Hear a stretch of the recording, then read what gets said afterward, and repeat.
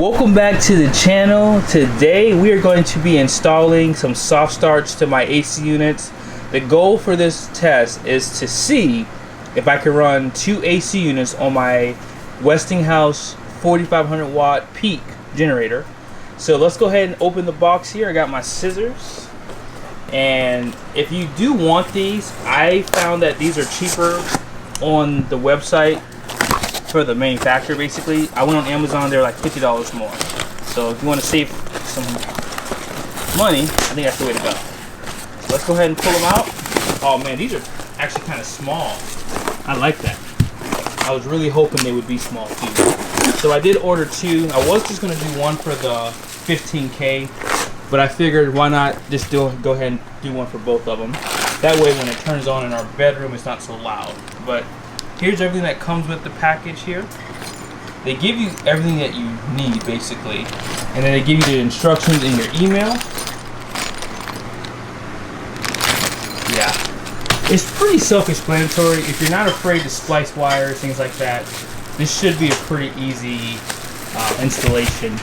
I did look at the diagram a lot before I got them, and from what I can see, it should be pretty easy to do. So I'm gonna go ahead and get these ends connected to the right butts, and we'll go ahead and get this party started. Now, if you are looking for the instructions online, they do have them here for just about every AC unit that these work on. So I do have a Dometic, and what you have to do is you have to find this model number right here for your AC unit, and then once you find it, click next. Now mine was the Dometic Brisk 1, so I'm going to click here, and I'm going to show this to you when I start splicing and putting the wires together with the butts. Okay, so I just wanted to show you where I found this at. Alrighty, so we're going to go ahead and get the butts connected to the wires. Now I do recommend having a tool like this. This is like a 3-in-1. It's a wire cutter, it's a insulator, crimper, and it does splice as well. So if you would like to purchase this tool, I will have it in the description. I do get a small commission from Amazon, so if you would like to purchase this or anything else, if you follow the link, I get a small commission whatever you buy. So we're going to go ahead and look at the diagram really quickly. So as you guys saw, the red wire is going to get a male end. So this is a male end, and then this is a female end. This wire is a little too long, so it kind of goes through. So I think I'm going to bend this just a little bit, like that, and then I think I have a nicer connection. So then you're going to take this and then you're going to crimp it. Okay, so what you're going to do is just push on it really hard, make sure it has a nice secured fasten, and then that's it. That's not coming undone. Alright, so up next is going to be the brown wire. So I already bent in everything here, so we're just going to slide it in, and all we need to do is crimp it.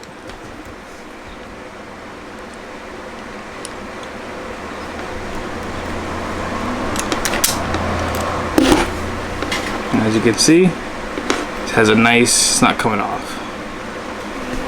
And then the last one is the blue wire. That's all we got to do.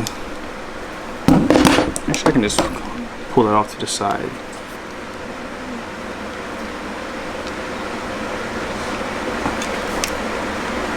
Alright. So we're going to again bend this down like that. And this is going to receive a male end. Alrighty, so crimp.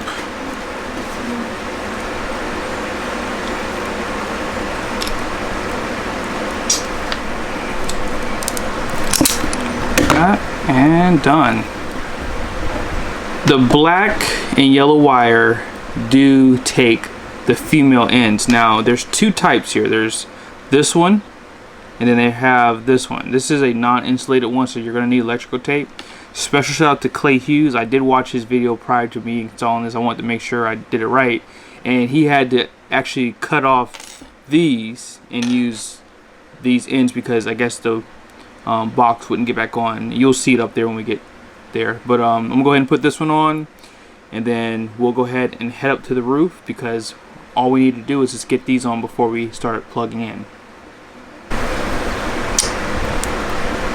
It might be good to have some needle nose pliers too. I have some here on the roof. And yeah, so all I gotta do now is just put some electrical tape on this and it'll pretty much be protected. And then we'll do the black wire and then we'll pretty much head up. Really quickly, be sure to turn off all the power. So unplug, disconnect the batteries, the 12-volt batteries, because a 12-volt power supply still goes to the AC units. And I did get shocked, so I just want to make sure you guys understand. Don't just turn everything off from here. I had to cut a lot of footage out of this video, not a lot, probably about 3 minutes worth, because I started working on the front AC unit and I had the fan blade out and I had a lot of other stuff out. So I felt like it wasn't a good example on what you would see when you go to install the SoftStart. So I am going to start on the back one.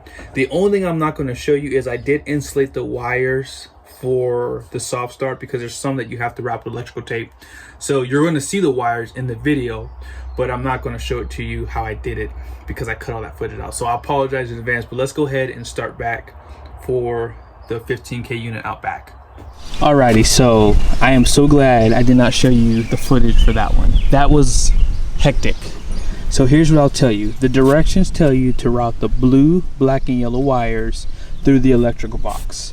This is your electrical box here. It's small, you don't have a lot of room, and the edges are really sharp, so you don't want to gouge these wires. Number one. That's number one. So because these blue, black, and yellow wires are on this side, what you can do is you can cut them down. Now, unfortunately, I've already put the butts on. I wish I didn't do that because I would have just cut these wires down to almost a half, if not more than half. Probably 75% I would have cut off because I would have had enough room in here to play with them. But what I'm going to do is I'm going to show you guys exactly how to do this the easy way. So number one, here's what I'm going to do. I took the blue, black, and yellow wire and I wedged them behind the capacitor. And what I did was I left a little bit of a loop of it over on this side. I ran the red and brown wire under and around those wires. That way I can run these wires on the other side, which I'm going to show you right now.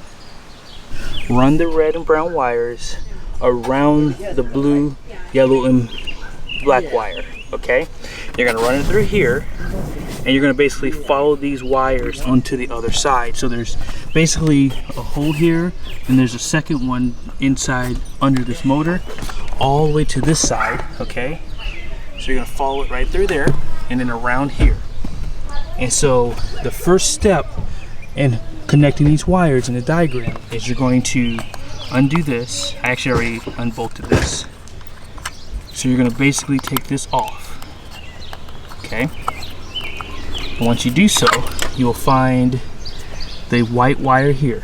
So just keep that in mind.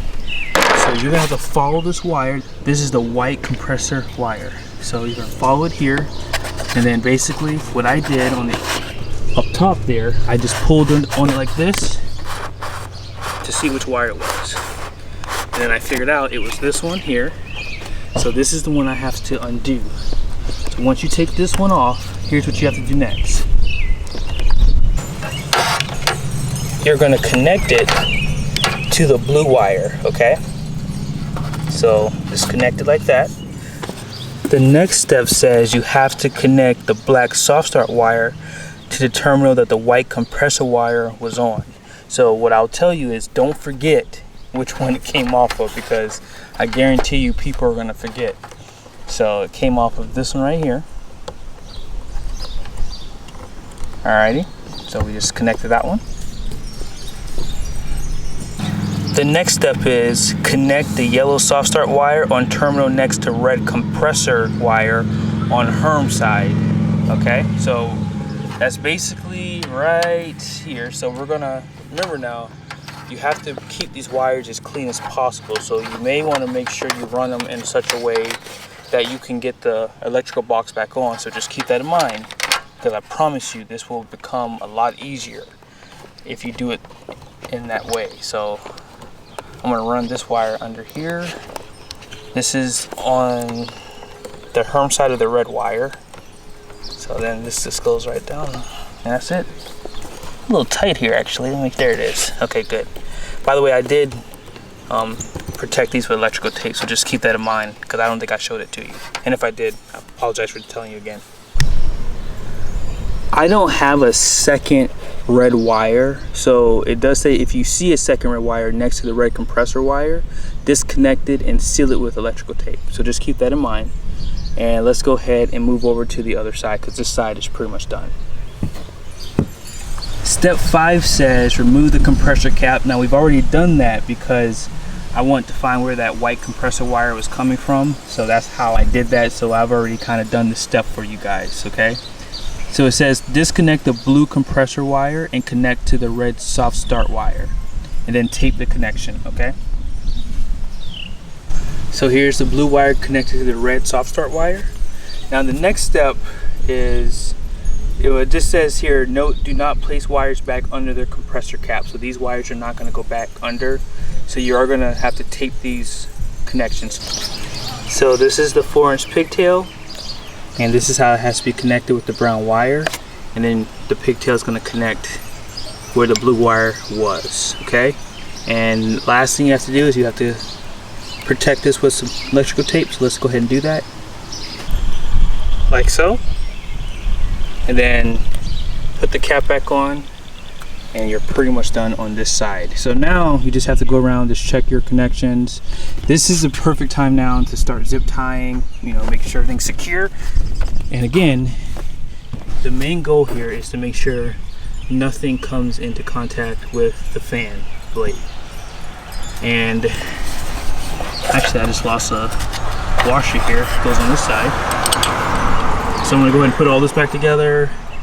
Just check, make sure nothing blew in here too. I don't know why I even have this off. I think I might have taken it off for something else, but nevertheless, all these wires now can be moved out of the way, and I'm gonna zip tie them down, and they should be able to get into the electrical box a lot better too. So this worked out a lot better, guys. So if you don't want to cut them down, you don't have to, but I think it's a lot easier if you do it that way instead, okay? So I have the motor all back together, and I have these wires way better than I did before. So getting the electrical box back in should be a lot easier. And these wires are so much cleaner. So much cleaner. So let's go ahead and see if it'll fit. Oh yeah. Yeah, it took me almost 30 minutes, guys, to get the electrical box on up front because the wires are just everywhere. So this is how you want to do it. Run the wires behind the capacitor, the blue, black, and yellow. Run the red and brown wires as I showed you, and you will have no issues with any wires coming into contact this way. So I promise you, if you don't do it this way, it's going to be hard to get all these wires into the electrical box, but you can cut them down, and that will pretty much make this a little bit easier. So let's go ahead and turn the power on, and we're going to fire up this AC unit here because I've already checked that one. So let's see if this one's going to fire up. So you're going to have 3 LED lights. Yeah, run, start, and self-test. So I guess that white LED is what we're going to want there, and if we don't, then we'll have a problem. All right, let's check it out. Alrighty, so my wife's not here, and I need someone to start the AC unit. Darn, just kidding, I have in-command system, I can do it from here. It's a little bit of a flex, sorry guys, I have to flex sometimes. There it is, so we turn the AC on. Let's see what happens. Alright, so I don't see any red LEDs yet. Uh-oh, did I do something wrong? Oh boy.